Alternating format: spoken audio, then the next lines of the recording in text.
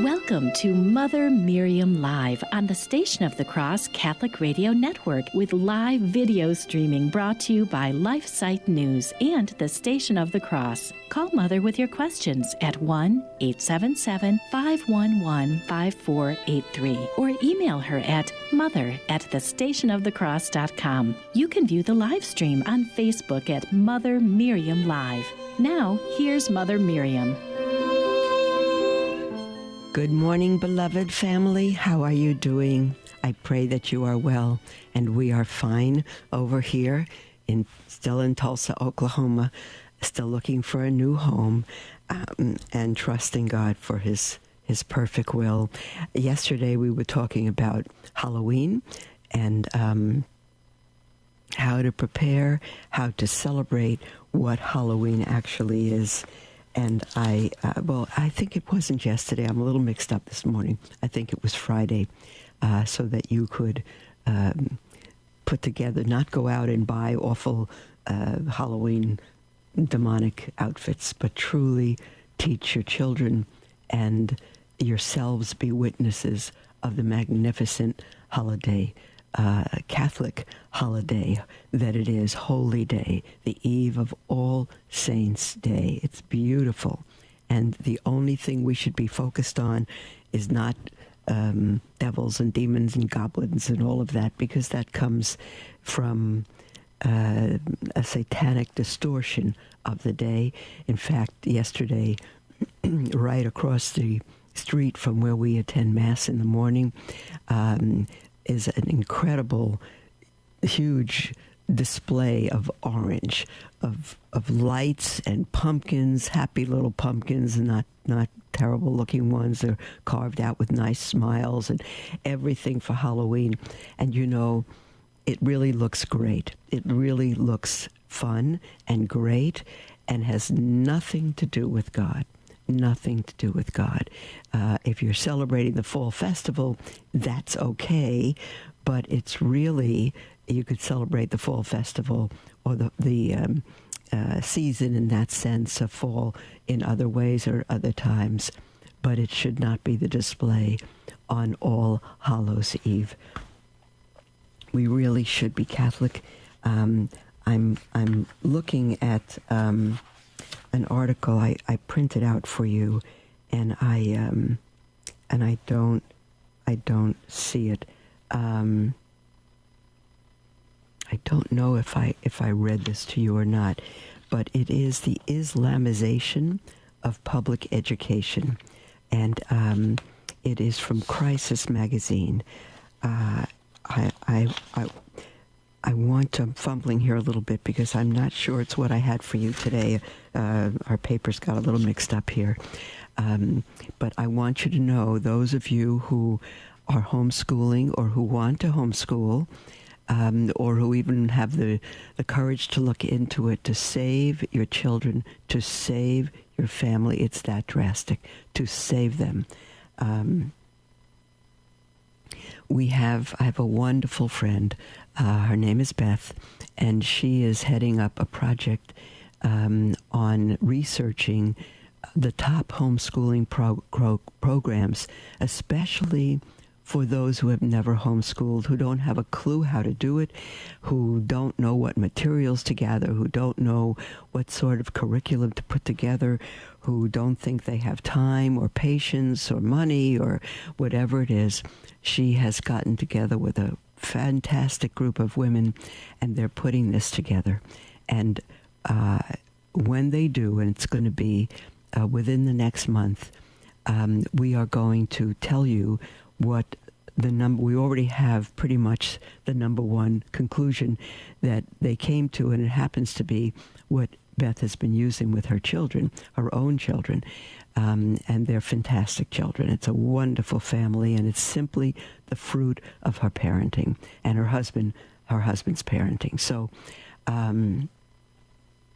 we're going to be putting that together for you, and Beth has put together a list of every question a homeschooling mom could possibly have, and we're going to be gathering those, and the homeschooling moms are busy answering those questions right now. So you're going to get real questions from real homeschoolers with real answers, not academic answers that you have to figure out how to work them. These are real homeschoolers and with real answers and how they work through fears and 13 children at a time and all kinds of things. It's going to be an absolute treasure. And it's not just going to be a good idea, beloved. It's going to be what is absolutely necessary. I have a personal example of a family very close to me with 8 children, and the mother was very involved with church, and but her children, she actually was a convert to the faith, and her husband, after her conversion, reverted to the faith, and the children were all over the map. The one old teenage child, there were no one was more than 18 or 19 years old, and the youngest at this point was 8, and they were really all over the map. And the oldest one had a child out of wedlock and was living on her own and doing extremely poorly with her child, and because she was just selfish and on her own and just didn't want to hardly bother with her child. And the child knew she wasn't loved, and it was an awful thing.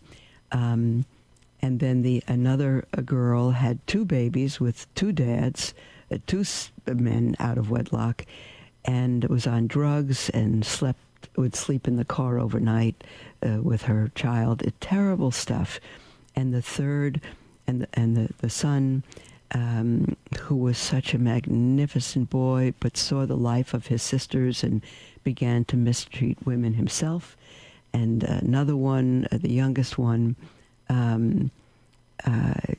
was put on drugs by the older sister, just under house arrest, and just an awful, awful situation. And the parents were beside themselves. They had no idea what to do. And they came into the church, and I was very close to them and to the mother, and we urged her to homeschool. And the thought of it, she didn't graduate college. She figured she didn't have any knowledge at all of history and science and math. How could she possibly? She would ruin her children. We try to convince her that the children need her at home more than they need whatever education and corruption they will get in school. They need their mom. And so she quit work. She stopped volunteering at the church, and she decided she'd give this a try. Tremendous fear. And I don't recall now what program that she found, but she figured her other children are just all over the map, and really in bad shape. She had 2 little ones left, 8 and 11, and that she would start to homeschool them. And it was very odd for the children, the whole family. But she decided she'd be home, and she'd have dinner when her husband came home, and she would keep the house and homeschool these children no matter what it took. And she went into it with great fear, thinking her children won't have a fair advantage of social situation, and they'll be ruined academically. And she went into it with the help of other homeschooling moms. And beloved, you'd have to see this family, you have to be there to see it. The entire family, from that decision that she made, the entire family was changed and converted. Unbelievable. The two little ones had her all the time, and that's what they needed. They needed their mom.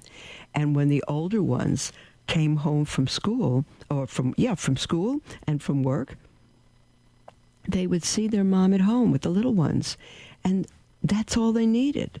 The house would be straightened up, the mom would be there, and they had a mom when they came home. And they started coming home. Unbelievable. And the teenagers, they couldn't even get them home by midnight. They were all over the place. One was in jail, one was this, one was that. And all of a sudden, when the parents were home, and the teenagers were into drugs, into sex, into everything. But the mom was home. And the two older girls would come home, and where they wouldn't even talk to their parents before, now they jumped on their parents' bed at night and said, we want to tell you this, we want to tell you that. And the parents said, go away, we want to sleep. No, we want to tell you.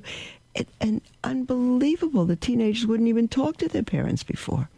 And the whole family was saved only because the mom began to homeschool. Only for that reason. And so I beg you, dear parents, to look at the signs of the times, to take a look at what's happening in the schools and the devious schemes of the devil.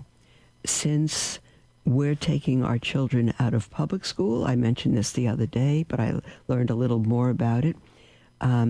The public schools are going into your home, and they are starting state programs in the home. All it is public school at home. All it is demonic corruption and immorality brought into the home. That's all it is. You won't go to the schools will come to you, and they'll make it free, and they'll give you instruction, and they'll give you counselors, and they'll do everything because you want to school your children. It's public school at home. You can call it homeschooling, but it is schooling by the public. It's public schooling at home. It's still homeschooling, but it is homeschooling with the corrupt government and school system and immorality. And it's not homeschooling in the sense that it's not the values you would teach at home. It will continue to corrupt your children, and it will corrupt you. Like the frog in warm water. You'll say, oh, this is free. They're telling me exactly what to do. They're sending me the test. They're doing all this. I have all these people to call if I have questions. This is really terrific, and I'm homeschooling. You're not. You're simply bringing the poison into your home.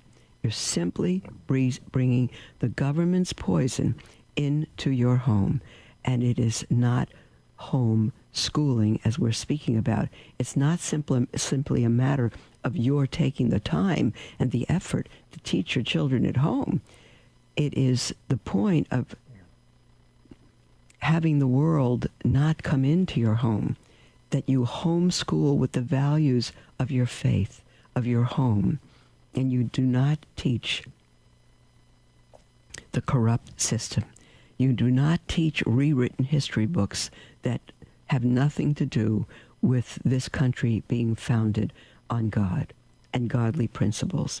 And homeschooling from the government has nothing to do with that. They're simply using the word because they want to foil the system. You're taking your children out. They'll get your children no matter what it is. And they don't care about you. They don't care about the family. They don't want the family. They want your children.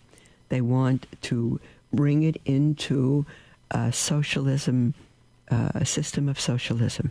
That's what they want.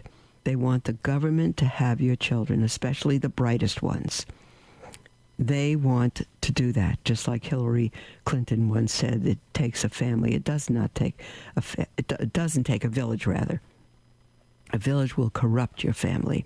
It takes the mother and father that God has given them. That's what it takes. And Islam has gained an entrance into the family. Islam has gained an entrance into our country, into our public school system, into every form of media, and I would say, therefore, your home. And it's so subtle. I keep bringing up the frog in warm water because the temperature in the pot is turned up so subtly. He keeps adjusting to it. He may feel it once in a while. I think this was warmer today than yesterday. I'm not sure. Wow. I don't know why. It seems warmer. Probably my imagination. And actually, it might be warmer, but I don't know the cause of it. But actually, it feels okay. We'll continue and until he boils to death. I may have read this already, possibly even last week. It's from Crisis Magazine online. I think I did. It's by Father Mario Alexis Portella. Let me see if I can tell you in this article who he is. Father Portella is a priest of the Cathedral of Santa Maria del Fiore and Chancellor of the Archdiocese of Florence, Italy. He was born in New York, and he holds a doctorate in canon law and civil law from the Pontifical Lateran University in Rome. He is the author of Islam, Religion of Peace, with a question mark, the violation of natural rights and Western cover-up. And so that's what this article is about, beloved. That's what this article is about. And I do believe I read it last week. Not all of you were able to be here to listen to it, and I don't think we're going to get through it today, but I'm simply going to begin. It is so serious, and it is not coming to us, beloved. It's not what's on the agenda. It is what has arrived. It is what is already in the schools.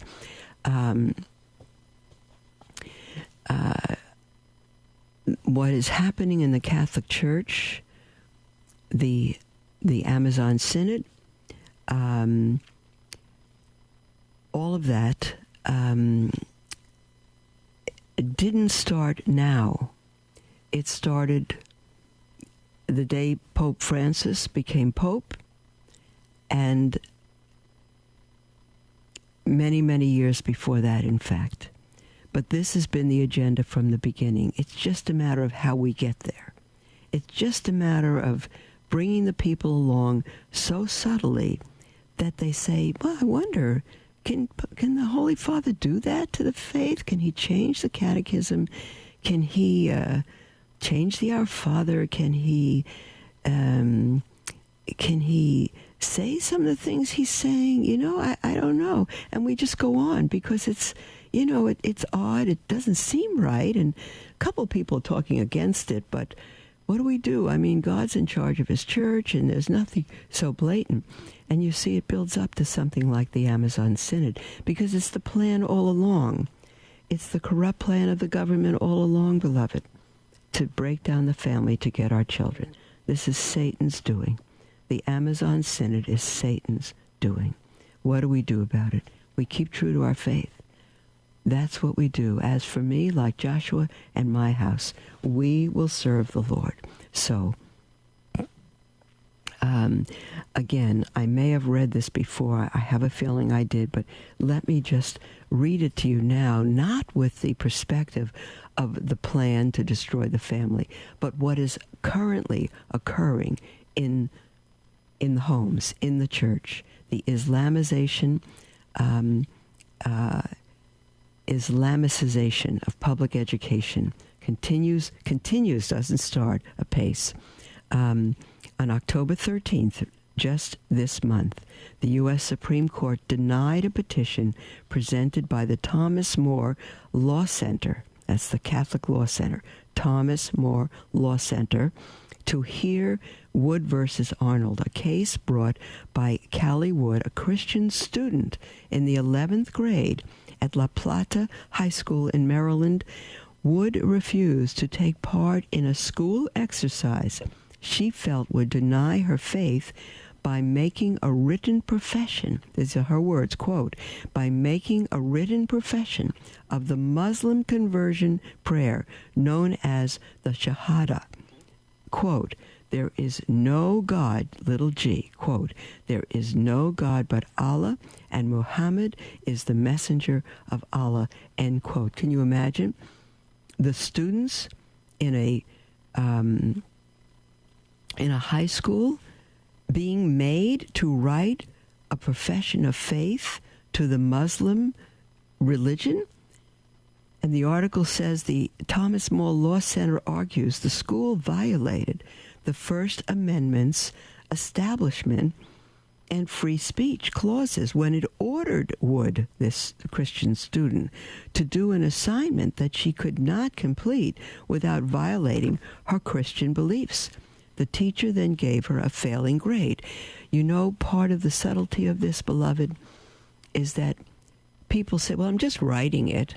I'm just saying it. I don't believe it. I'm denying it in your heart. No, you're denying it. If you say it, if you write it, you're denying it.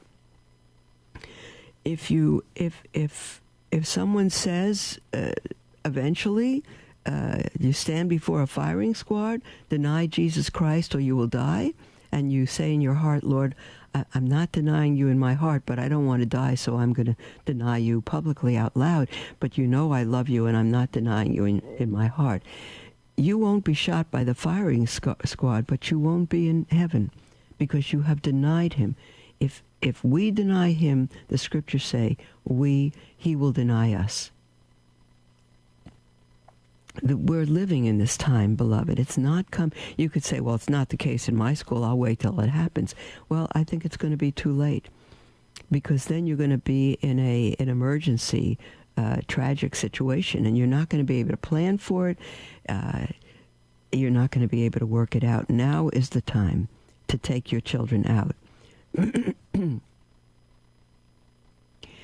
And the teacher failed her for that. There's no respect for speech or religion or the individual or the dignity of her. Teach children to lie. Just teach them to lie. What's the big deal?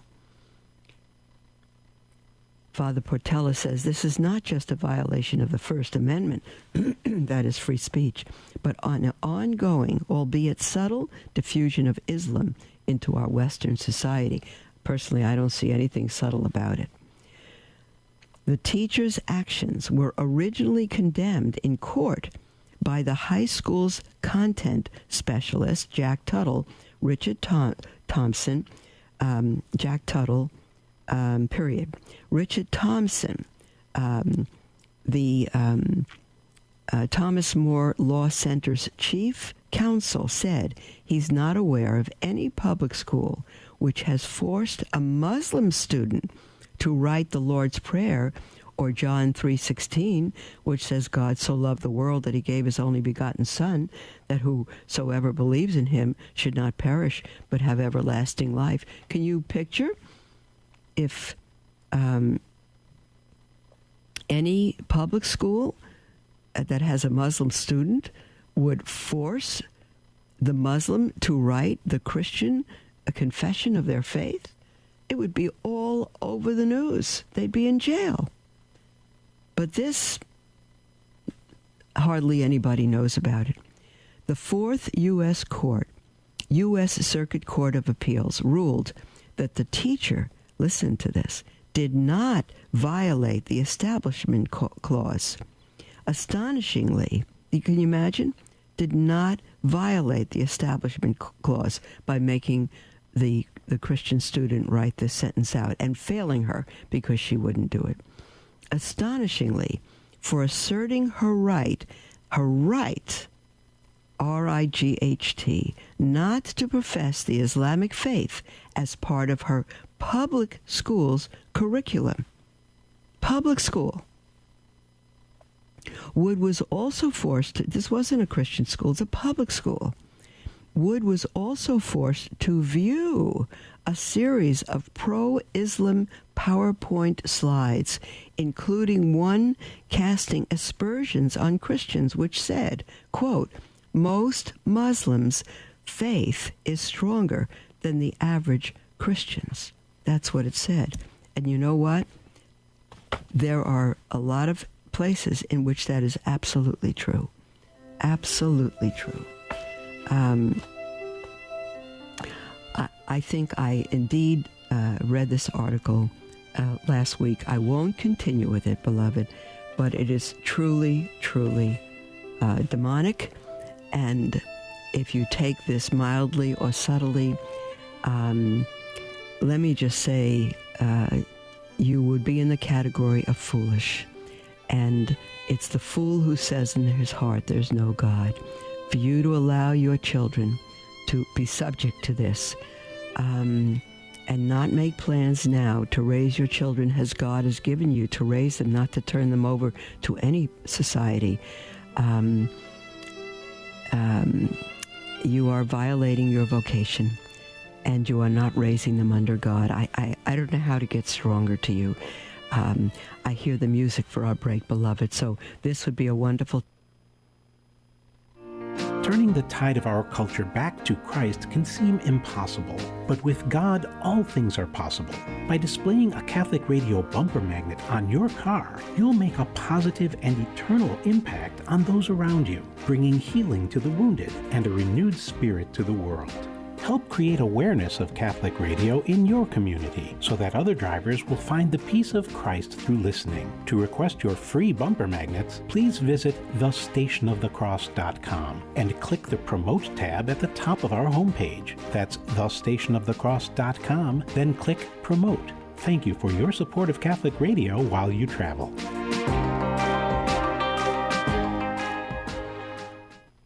LifeSite News is an international news agency devoted to defending life and family and restoring Christian culture.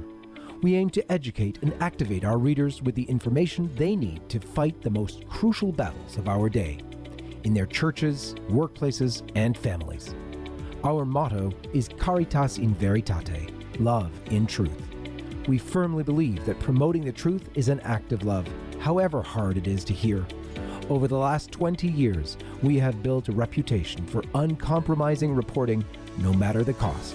LifeSite News is by far the most popular pro-life website on the internet, with over 40 million unique users every year, and growing. Check us out at lifesitenews.com.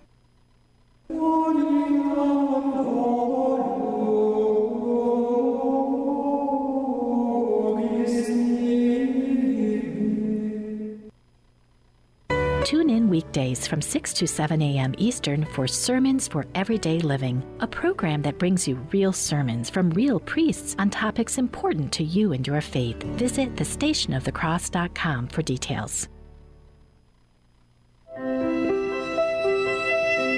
Welcome to Mother Miriam Live on the Station of the Cross Catholic Radio Network with live video streaming brought to you by LifeSite News and the Station of the Cross. Call Mother with your questions at 1-877-511-5483 or email her at mother@thestationofthecross.com.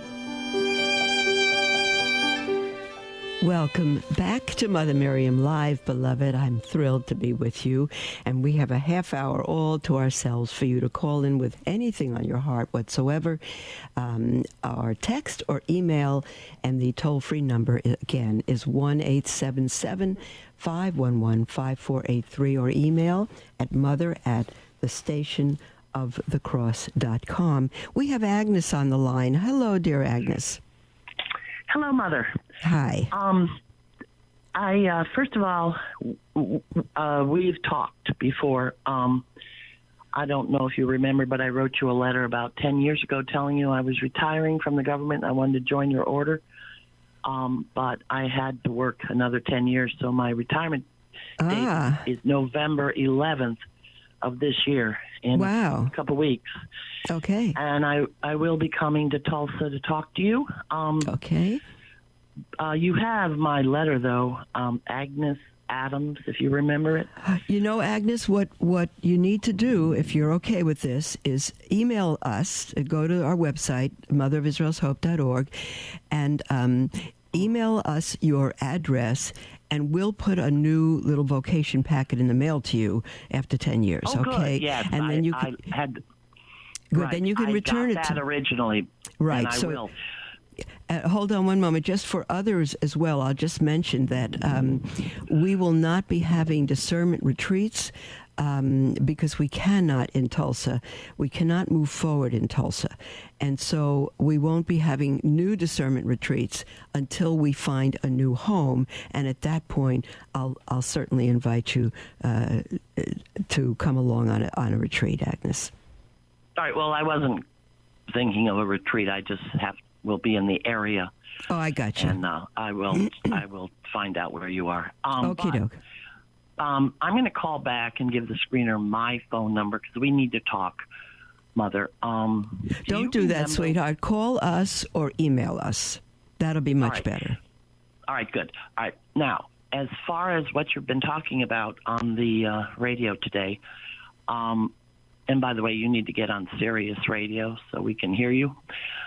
I just happened to have your number from a telecast I saw on YouTube. You gave out your this number.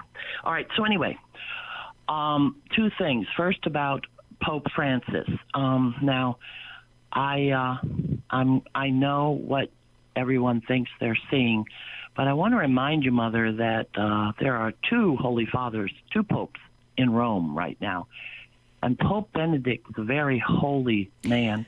Okay, Agnes, I'm going to stop you, sweetheart. Let me stop you. To begin with, the purpose of calling in is not to make a statement and all of that, even though I can already hear your heart. It is to ask a question. And I'm stopping you because there's no such thing in the history of the Catholic Church as two popes. In time past, there was a time that people that were four popes, that we claimed to be pope. But you know that there's only one true pope. And no matter what we think, I don't want you to go into that right now unless you have a question. I cannot allow you to do that on the radio because we'd have, dear one, so many people calling in to express what they think and what they see. This is really for people that have questions that would like my response to something. So if you have a question, go ahead and ask it. If not, then just go ahead and email us. All right, Mother. My question is this. Do you remember the old expression, good cop, bad cop?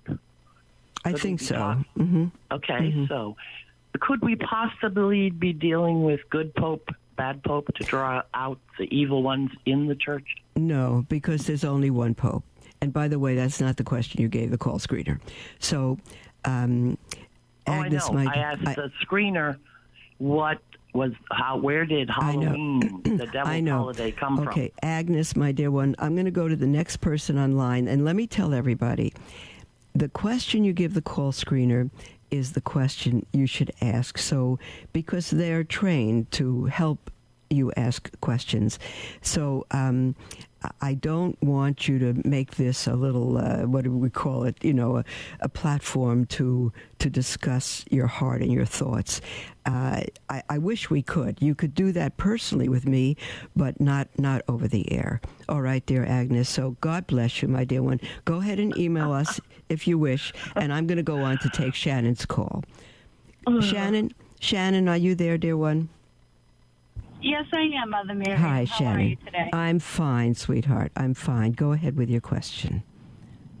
I was just wondering, with everything, with all the diabolical influence that's entered the church since Vatican II, would you recommend that we still go to church under the diocese, or would you recommend that we go to an independent traditional Roman Catholic church? Because my husband and I just recently went to the only traditional Roman Catholic independent church in the state of Massachusetts where they practice the liturgy in the traditional way, and they really follow everything, the way that it was done prior to 62. I just wanted to know if you recommend that. I do not. I do and I do not. Let me explain. Number one, it's, oh my goodness, just as I said to Agnes before, this evil started way before Vatican II. But again, many things were put into practice following Vatican II that were tragic. I agree. But I would not abandon the diocese in any way. I would find the best parish, best church you can go to. And if there's only one traditional church and it is in schism, now there are good traditional parishes that are not in schism. If it could be independent, perhaps, but that doesn't mean it's in schism, it still needs to be under the approval of the bishop. It needs to be under the approval. If there's a fraternity of St. Peter, let's just say, Catholic Church in a diocese, it still needs to be approved by the bishop, even though they are a religious order and their superior is the superior of the FSSP. They still need to respect the bishop. So I would say absolutely stay with the diocese, stay with good churches, but if you cannot, I don't think it's a problem going to a traditional church. I would do that myself, Shannon, but I would hold back if it's a church in schism. That would be the issue. Better to stay with the church, no matter how bad it gets, than to be in schism with it, because it is the church that the gates of hell will not prevail against. There's our break, beloved. I'm so sorry that we have to go, but we'll be with you right after the break. Go ahead and call in with anything on your heart. And Shannon, if you wish to stay on the line till after the break, that's fine. Our toll-free number, 1-877-511-5483, or email it mother@thestationofthecross.com, and we'll be right back.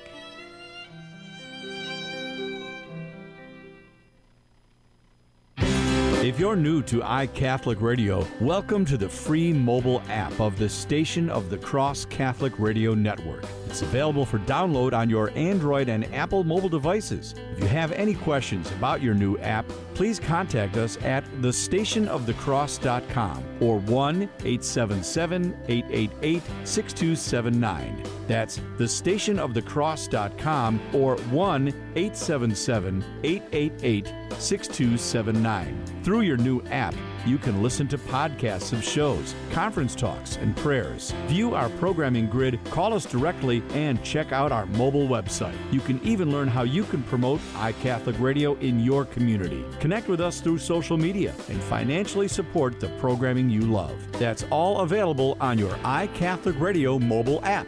Thank you for joining our iCatholic Radio family, proclaiming the fullness of truth with clarity and charity. Love learning more about the Church, but confused or disheartened by the struggles we are facing today?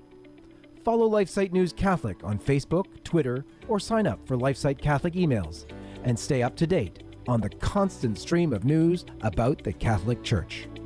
Our Church is in a time of crisis, and we as laity have a responsibility and a duty to educate ourselves and stay true to the faith. LifeSite News Catholic is dedicated to keeping the laity informed and educated. To follow us, go to Facebook or Twitter and search LifeSite News Catholic. As Mother Miriam always says, we must live as if it were true.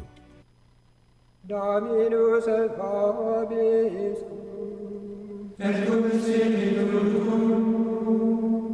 benedicam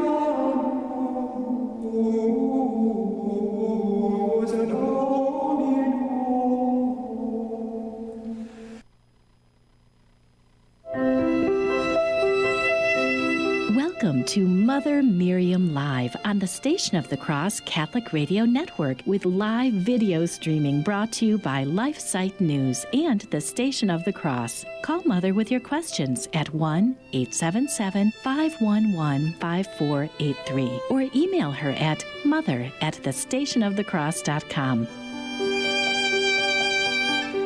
Welcome back, beloved, to Mother Miriam Live.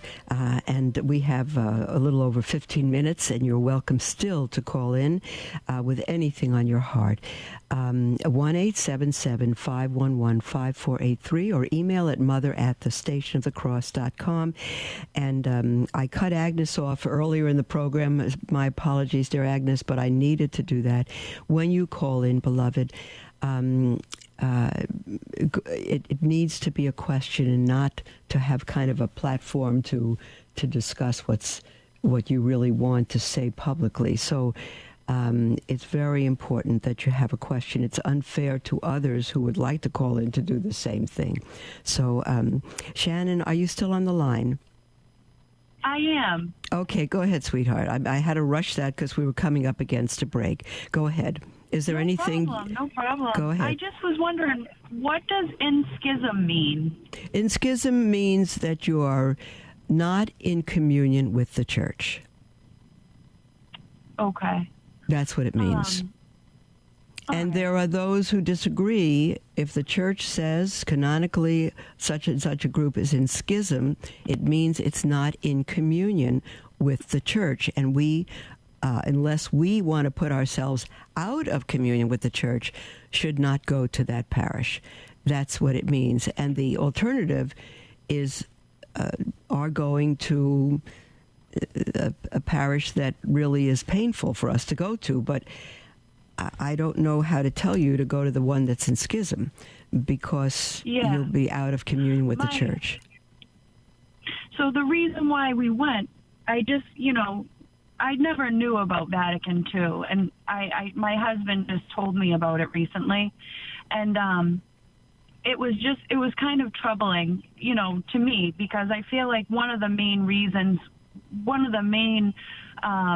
things that I hold so sacred to me about the Catholic faith is that it's the one true church that was founded by Jesus Christ. That's exactly right. But I mean, why would they change everything? I feel like that's how he taught us to do it. And that's right. You're right. I'm hurt by that. I want to practice the way he taught us. That's right. And so does every faithful Catholic. And unfortunately, Shannon, there's a whole generation that have been raised in the new Mass that know nothing else. They know nothing else. So blessed be God that you know the true celebration of the Mass and the reverence that is due our Lord. Why would they do that? That's a good question. I think Pope Paul VI summed it up when he said the smoke of Satan has entered the church. That's what's happened. And if you read the scriptures, read the letters of Peter, 1st and 2nd Peter, you'll see that this is exactly what was written of the end times. Now, the end times began at the cross with our Lord on the cross. 2,000 years has been the end times, but it seems that we're approaching the end of the end times.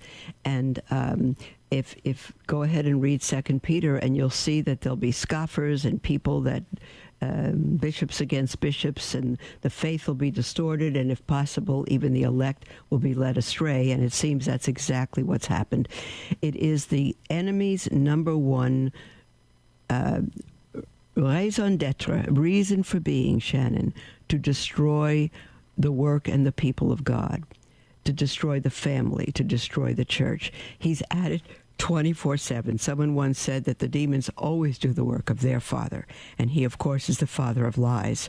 And he has succeeded not in destroying the Church of God, because nothing will succeed in that, but he has succeeded in corrupting many, many people.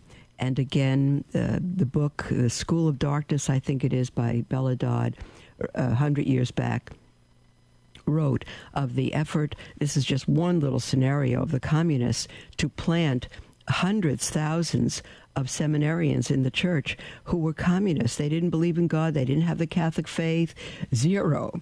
But they were strong, fine-looking, intelligent men, and they went as seminarians. And as Bella Dodd herself said, because she was converted to the Catholic Church tremendously, and she herself has said that many of those seminarians are now bishops and cardinals. So that's how. The why is because the devil is clever and wants everything of God and the people of God to be destroyed, and the how is the subtlety of the devil, who plants demons in the church to destroy it. Can you still hear me? I can hear you. I just have a question. Like, why isn't anybody doing anything about it? Why isn't there more uproar? And like, Shannon. why isn't there movements being done to like bring it back to the way it was and how we, back to the traditional way? I love you, Shannon. I love you. And you know what? Every faithful Catholic has the same questions, but the fact is there are movements trying to bring it back, trying to destroy the corruption. If you go on to Remnant TV with Michael Matt, if you go on to so many faithful good. Just read LifeSite News. So many good programs. Michael Matt has an effort. He's got it titled #Unite the Clans. He's trying to bring all the faithful Catholics together, no matter where they are, into one conference with all the strong bishops to unite all the strong, faithful people, Shannon, like you, who want reverence, who want holiness, who want truthfulness restored to the church, the pure faith. That's what we want. So you're right on. You're right on. I love your response. I'm sorry that you're in pain over it, but it is the response of all of us. You have come late to learn of this. And so you're just shocked and astounded. Why is it being allowed? But with all our hearts, minds, and strength, we've been trying to stop this infiltration of evil in the church. And the people that belong under Satan are apparently more numerous than those who are true to God, whether they have the name of Catholic or not. And so we're fighting this battle. We're fighting it. We're fighting it from without, but it's also a huge, huge fight from within the church. You're very right, Shannon. I have one more question. So, like, do you think, I know you said you believe we're totally at the end of the end times, which I would absolutely agree to that. I don't know the Bible through and through, but in Revelation it mentions the New World Order. And would you agree that possibly, because I've read articles stating that the Vatican II was the start of the New World Order, and it's hard for me, like from an ethical standpoint, to really continue to follow a church under the diocese because I feel like it's almost like it's unethical.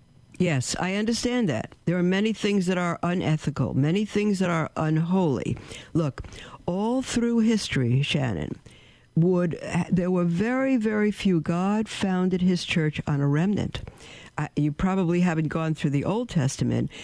You need to do it because it's your book. The Bible is your book, Shannon. It was given to the world by the Catholic Church. And if you read the history of God's people, Israel, a people he formed for himself, a people he would come through as Savior of the world, a people for whom he would die, and he couldn't keep them faithful. There was only a remnant all through history, Moses and Joshua and David, and even they committed great sins. But there was always a remnant that God would keep faithful to himself. Now, if anybody decided that Israel is so corrupt, worshiping false idols, intermarrying with the nations around them, which God forbid, all of that, they're leaving these people. Well, there'd be no salvation for them because that's the people that God formed. And when you're in, let's just say a ridiculous example today, if you're in a dysfunctional family, you don't leave the family. You help it. Now, you might have to leave it to not allow yourself to get abused. You might have to go put yourself in a certain distance from it because you're not going to go to a clown mass, let's say, in the Novus Ordo, if you have one. You're not going to go where there's all kinds of dancing and all of that. So you have to distance yourself and find another place. But you don't leave. If you leave the church, Shannon, you are leaving Christ. If you leave the church, you are leaving Christ. He needs us to be faithful. Those who are faithful to the end will be saved. That's what the scripture says. If you leave the church, there's no salvation for you or anybody. But if you stay within it and you stay faithful and you live the faith, and again, find those on the internet, Station of the Cross, LifeSite News, and I'm referring you to Michael Matt of the Remnant, because he has a movement to unite the clans, people just like you, that we want to stay faithful to the church, not by rebelling, not by finding something else, because there's no salvation outside the church. So you need to stay with it, beloved, and you need to know that God, who is holy and the God over all and has never left his throne, has allowed his people to deny him, to formulate all kinds of heresies and debaucheries, and he hasn't wiped them off the face of the earth. And it's in his kindness that he is willing that none perish. So your heart, your zeal, your thinking is 100% good, Shannon, but you be part of the remnant, even if the church goes underground. If you leave the church, there's no salvation. Why would God allow all this? There's several answers that people want to come up with. You know, he's cleaning his church right now because it's so bad that only the true believers will really remain when the persecution comes. It's hardly come yet. It's come. The schools are being destroyed. The churches are being destroyed. It's coming. It's on us already. But we don't yet have a knife or a rifle before us. And so we need to be true to the faith. We need to be true so that we're ready when it comes against us individually, and we need to make a choice for Christ. We need to make that choice now while it's simpler. It's not just Vatican II. Vatican II, sweetheart, is the result of the evil in the church. That was kind of the head that it kind of exploded and allowed the corruption to come into the church. But that's not the beginning of it. Right. Okay. Thank you so much. Stay to the church, Have Shannon. Have a wonderful day, You Mother too. Miriam. I love you for your heart. Recommendation. Yeah. You're 100% right in everything you think, Shannon, but don't abandon ship because of it. Thank you. All right, sweetheart. All right. We have Michelin, or Michaeline, rather, on the line. Are you there, dear one? Yes, Mother. Yes, Go ahead, sweetheart. Go ahead with your question. Oh, okay. The other night we watched Raymond Arroyo on World Over. I love him. And there was, I do too. And I don't remember the title of the, he might have been a bishop. His last name is Schoenborn. That's Cardinal Schoenborn, yes. Cardinal Schoenborn. Okay, I'm sorry, I couldn't remember. No, don't worry about that. But anyway, he said that he didn't understand why the Pachamama at the Synod, what people were so upset about it. He said they value life. It showed because of statue, she was pregnant. They value life. And I was just shocked. I was absolutely shocked by what he said. Yeah. So I feel like because he's so high up in the church that it's caused confusion for people. It has. And I was wondering if you would explain to us why the Pachamama was revered at the Synod. And then I'll turn my phone down. No, that's okay, Michael. And in fact, we just have a minute left, so it's going to be very quick. I wish the bishops could hear you and Shannon. I wish the cardinals and bishops could hear your weeping hearts, how shocked, how destroyed you are by such a thing. It's absolutely awful. It is idol worship. She is a pagan idol worship Mother Earth, because they worship Mother Earth. There's no representation of the Virgin Mary in that. And the fact that Cardinal Schoenborn, who really was the editor of the Catechism, the top man, he has fallen. He has fallen. Even the elect, as the scriptures say, can be deceived. He is in favor of same-sex marriage. He has fallen. I don't know what happened to him, but it seems that he's lost his faith, and we need to pray for him. He's absolutely wrong. It's absolutely awful. Pachamama was brought into the Vatican because of the evil going on in the Vatican right now, and the efforts to create this one world union and to destroy the faith. That's what it is, to destroy the faith, to destroy the one true church of God and let everything in, which is its destruction. You're right to respond as you are. Pray for Cardinal Schönborn and for the evil that's going on in the church today, and thank God and beg him to keep you faithful. All right, Michaeline, God bless you, dear.